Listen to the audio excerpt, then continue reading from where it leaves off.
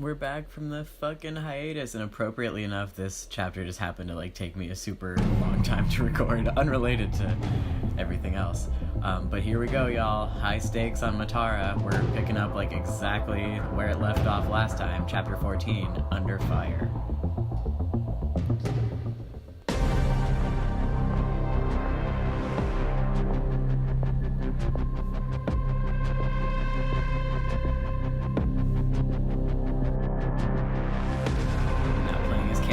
Platform quakes beneath your feet as you watch the Senate building explode in a ball of fire.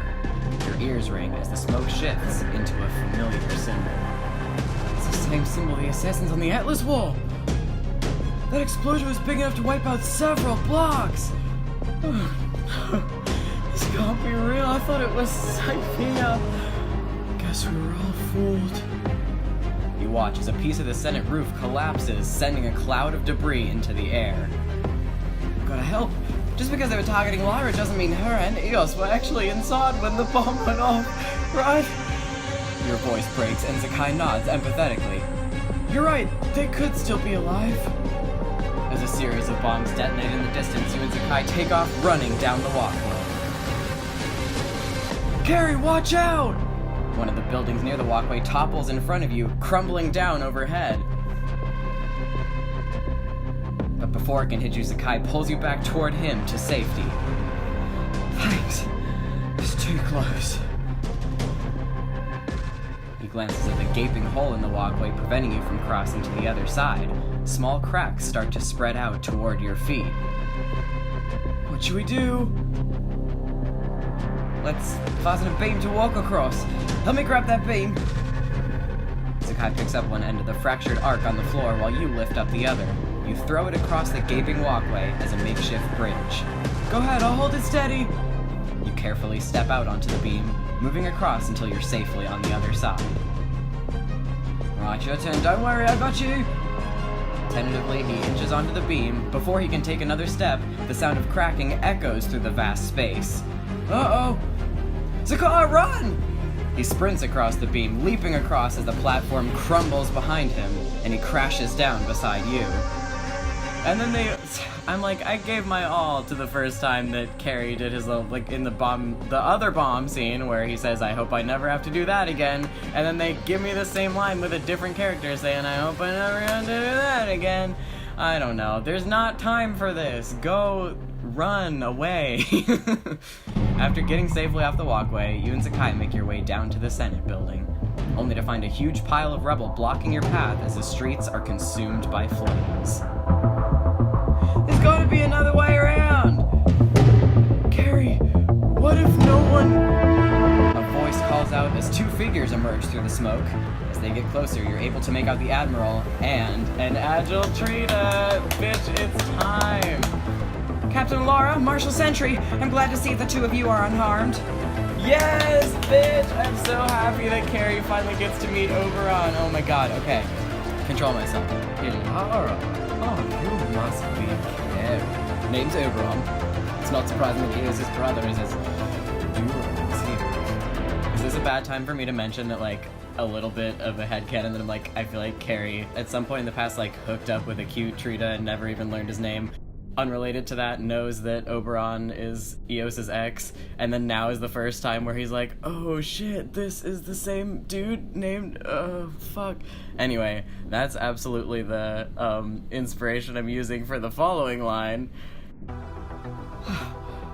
Hi. We actually came down here looking for my brother and the senator. Have you seen them? I'm sorry, we haven't, but Matara needs to be evacuated immediately. The entire planet is under attack. We've been gathering as many survivors as we can. A few of them say they're former Atlas passengers, judging by how high maintenance they are. I took them at their word.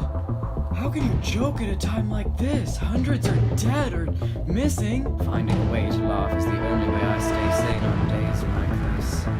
Tall Spari stumbles out of the smoke and you instantly recognize Adara. She helps Leona navigate her hover chair through the destruction. Don't despair, my darling. I won't let anything happen to you or our babykins. Leona kisses Adara's hand lovingly. No need to worry about me, dear. You may have fought off beasts on Spari, but I crawled away from certain death on one leg in a wasteland. Neither of us goes down without a fight. Hell yeah, they're like busting out the extra, like beefing up Leona and Adara's badass backgrounds. You know I'm here for this shit already. Cause I'm not a hater. I love these ladies. Be a good captain, Carrie. I think I was just talking about the fact that shoulda known you were too stubborn to die is a cold ass choice to include. You're alive. Are you alright? Do either of you need a medic? We should probably get you checked out just in case. Marvelous, I want to make sure Leona and Warren are the pinnacle of health. Of course, we'll make sure that well taken care of. Admiral Deimos moves closer to you, lowering her voice so only you can hear. Captain Lara, there's not much time. Oberon and I will start leading the survivors to the Atlas. What about my brother? He and Lara could be trapped. Do what you must, but the rest of us have to go while we still can.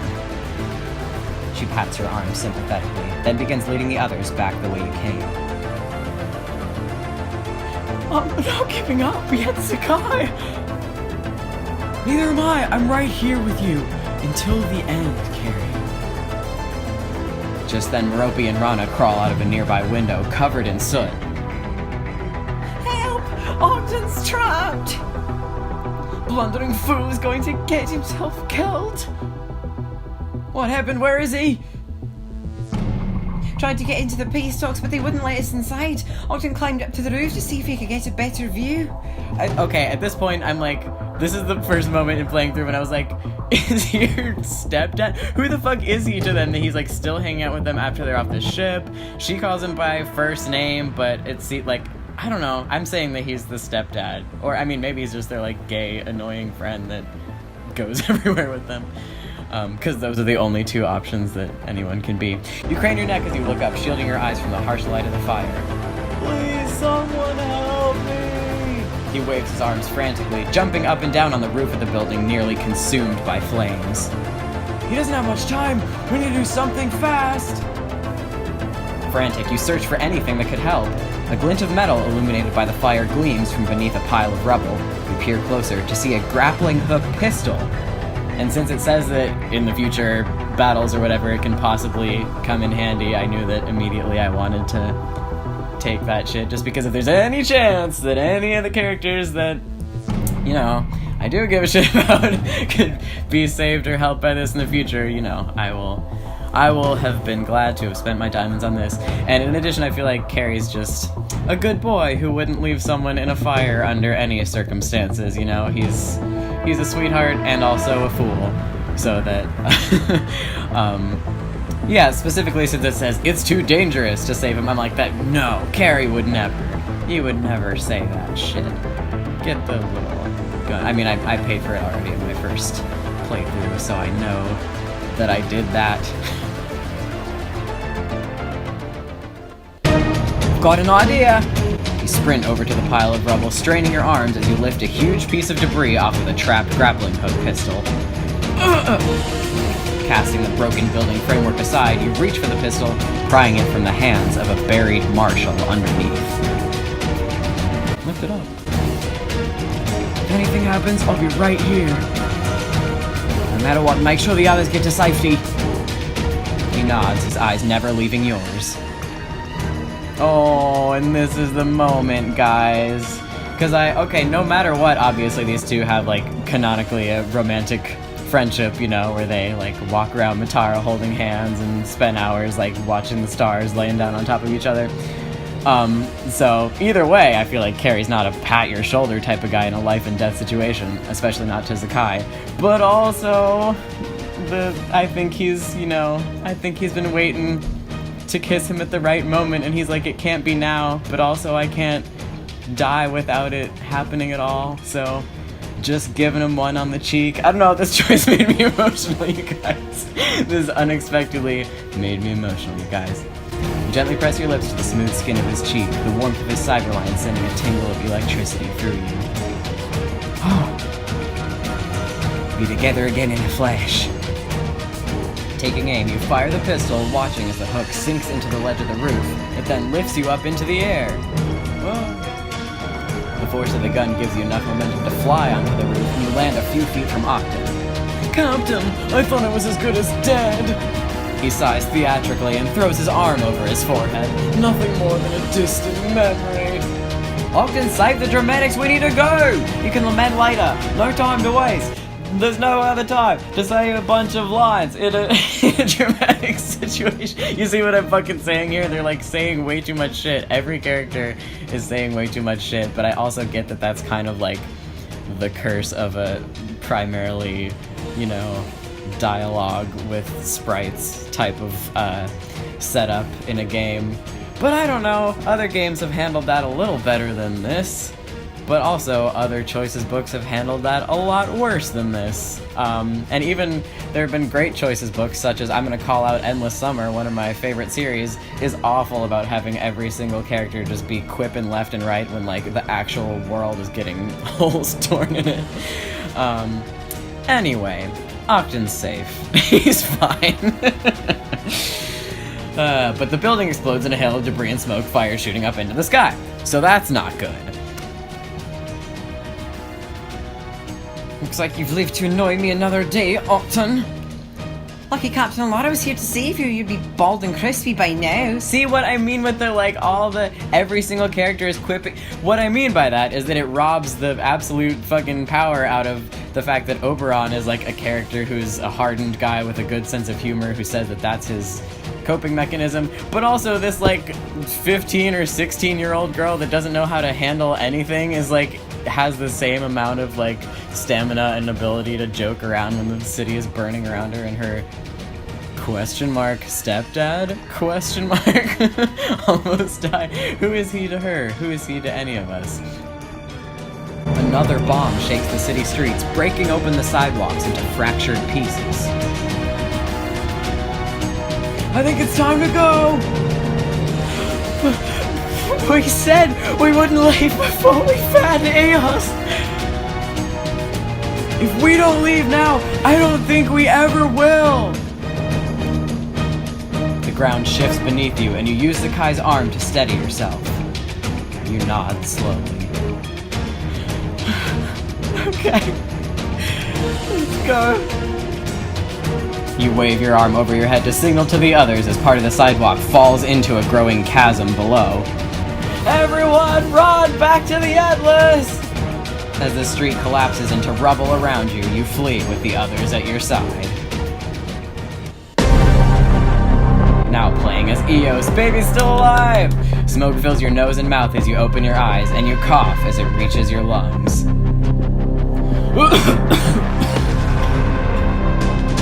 As you shift beneath the rubble of the Senate building, removing debris from your upper body, you find your legs trapped under broken pieces of the marble steps. You should find leverage to lift the stones. You lean forward and grab a metal support beam wedged between the pieces of stone on top of your leg, making a fulcrum. Carefully, you shove the closest part of the beam down so it bears the weight of the largest stone, and it momentarily lifts off of your thigh. As quickly as you can, you yank your lower body out from under the rubble. Your eyes widen as you gaze around in horror, scanning the destruction for any signs of life. Lara! Where are you? Call out again as loudly as you can, but the only noise you hear is your voice echoing through the crumbling marble pillars. Please let it be alright. This is, okay, very small change. If you just made the entire thing italics, it would be clear that these are his thoughts and not someone opening their mouth in a super smoky building to talk to themselves aloud. Small change, huge difference. Okay, moving on. After combing the area for several minutes, a faint sound reaches your ears. Eos, the pier! Glancing up, you see Lyra clutching onto a portion of the roof, balancing on a lone cracked pillar. The surrounding roof has been ripped apart. Laura! Can you get down? The blast of the explosion must have thrown me up here. Every time I move, the entire structure wobbles. You examine the pillar more closely, noting its proximity to a nearby ledge, along with several other pillars, all broken at varying heights. Okay, jump, I'll catch you! You better not drop me! Have a harder time letting go, Your Highness. Lyra glares at you, but a smile plays at her lips. Okay, here I come! Ready when you are! She leaps off the top of the roof, putting space between her and the wobbling pillar as she falls toward you. And lands safely in your outstretched arms. I got you! Her hands rest around your neck as she gazes into your eyes. You feel her heart beating fast through the thin fabric of her dress. I guess you do. See, I like these more like subtle lines better than just him being like, oh, I'm excited to catch you, and like taking moments to flirt during a fire. Like there's all types of ways you can be, such as you gently place her down, your hand supporting her back as she stands upright. Anyway, moments after Lyra's on the ground, the pillar she was perched on crashes into the remains of the Senate building. A ball of fire bursts out of the top just above your heads. Pull Lyra close to you, shielding her body from the force of another blast as the buildings around you go up in a fiery blaze. The sound of explosions ripples through the city in the distance. Nowhere on the planet's safe for you anymore, we have to get you off-world! Lyra clutches your shirt collar as another explosion shakes the rubble beneath your feet. If we open the emergency lift beside the Senate building, it will take us to the landing platforms. Anything that gets us out of here sounds good to me! Should be just over here. Lyra treks across the decimated surface with you trailing behind. She yanks open a large door in the ground, casting bits of stone aside. It seems to have survived the blast. We can program the lift to let us out right in front of the Atlas. Perfect. Let's hope they haven't left yet. A few minutes later, you and Lyra emerge from the lift and onto the now partially destroyed platform where the Atlas is about to take off. Stop! Wait for us! Carrie emerges from the ramp as it shoots open. He races across the platform toward you. Eos! You're alive! He throws his arms around you and you squeeze him tightly. Brother. And he wants to be a smartass, but Carrie's absolutely losing his shit right now, so he's gonna be fucking nice about it. And he really didn't think that Carrie was alive either, probably, so he's gonna be nice about it. I'm so happy to see you. When the explosion went off, all I wanted was to see you and Bex one last time. Whatever happens, we're together again now. It's not over for us yet. Your brother untangles himself from your embrace. There'll be plenty of time for this later. I've got to get everyone off Matara. As you and Lyra walk up the ramp beside Carrie, you feel the door close behind you and the Atlas soar up into the sky. After Carrie has excused himself to head to the bridge, Lyra turns to look out the viewport. Bright flashes light up the planet's surface as the explosions continue. I came here hoping to forge a path to peace. Instead, we found nothing but more violence, more death. Ending this war won't be easy, but I know if anyone can pave the way, it's you. If only your confidence in me was enough. This isn't me being blinded by how I view you. Everyone can see how capable and amazing you are. There's no one else like you. You rake your hand down your face, steeling yourself for what you say next. When I woke up after the explosion, I thought you were gone. This past year, I have survived 3 attempts on my life. I must be harder to kill than my pursuers think. Whether it's luck or skill, you're here. You should enjoy every minute of that victory. Much of that is thanks to you. It seems only fitting you should join me. Lyra? Would you care to help me get started properly? Lyra! I knew that was a diamond wind-up. Oh, Lyra. 16 diamonds to spend the night to celebrate. It says celebrate being alive. Question mark? I haven't done it now, so I don't think I'm gonna go the Lyra route yet, but honestly, this is making me want to replay the whole game and just go back and kind of also see what it would be like if Eos encouraged this behavior instead of just being like, sorry, my ex and I are kind of going through a thing right now, and also my, like, brother's childhood best friend. He's got a lot on his plate in my playthrough. Anyway. No bumps in the night! Okay. I think I need to head back to my quarters and wash this soot off of me. I should probably do the same. She's like, oh, totally, yeah. That's what I so meant to do.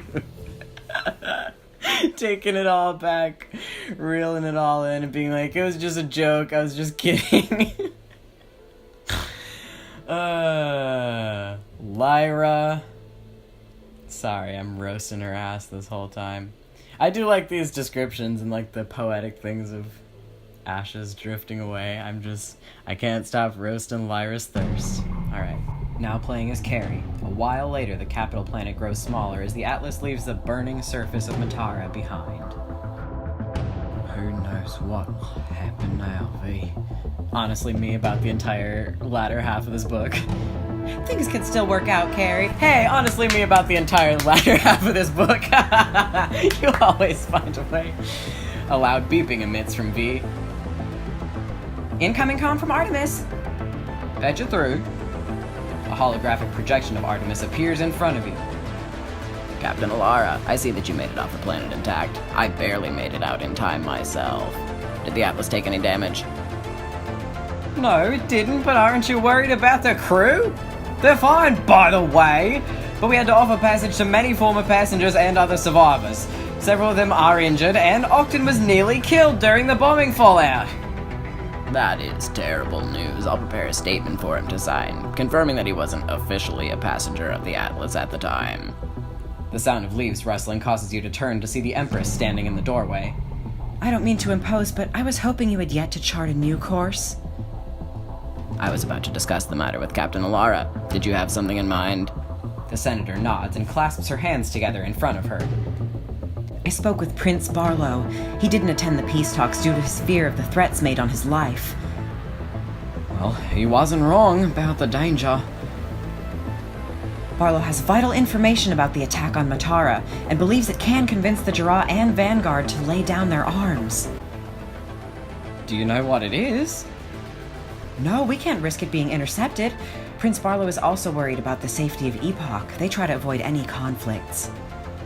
I've called a summit on cyber, which can offer us the protection we need. My fucking Alara loving ass is immediately like, oh no, their home planet, don't let anything happen to cyber and my babies. Okay. There, we can get everyone to sign the documents to end this war. The time for talking is over. We must have peace. The Atlas would be happy to escort the Prince of Epoch. Having another royal passenger on board will do wonders for business. Escort a prince? I mean, I'm thinking the first one, but I'm gonna say the second one. Sounds like we'll need more security. Having one royal passenger on board has caused a lot of trouble. Two's bound to be worse. I'm sure you can handle it, Captain Alara. The benefits far outweigh the risks. Artemis beams at the Empress. It's settled then. Captain Alara will set a course for Epoch, then escort you and Prince Barlow to Cyber. Thank you, Artemis. The fate of the galaxy depends on this. As the senator leaves, Artemis turns back to you.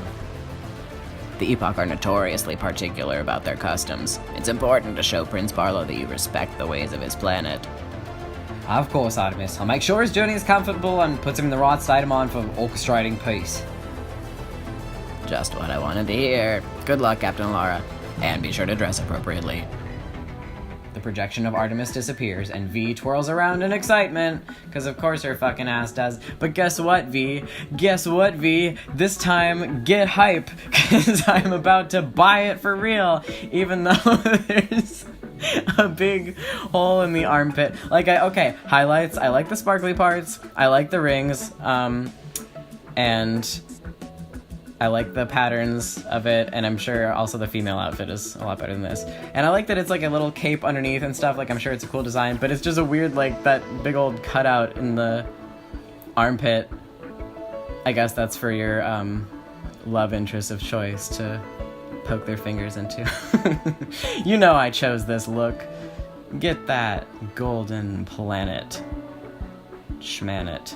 Janet. V's so fucking excited that I tossed her a diamond. The Atlas reappears as your closet dissolves and you see Sol walking onto the bridge. He stops and stares at you, sputtering slightly. Captain Alara, you look... He clears his throat and smiles. Words cannot express how stunning you are in that outfit. You made Sol speechless with your Epoch clothes. Oh, thank you, Sol. It's for our journey to Epoch. Sol's glance flickers over your shoulder to the viewport. The expression on his face falters as he sees the world torn by destruction that you are leaving behind. Matara's always been a place where different cultures gather together and live alongside each other in peace. You turn and gaze out with him, watching fires blaze across the surface of the capital.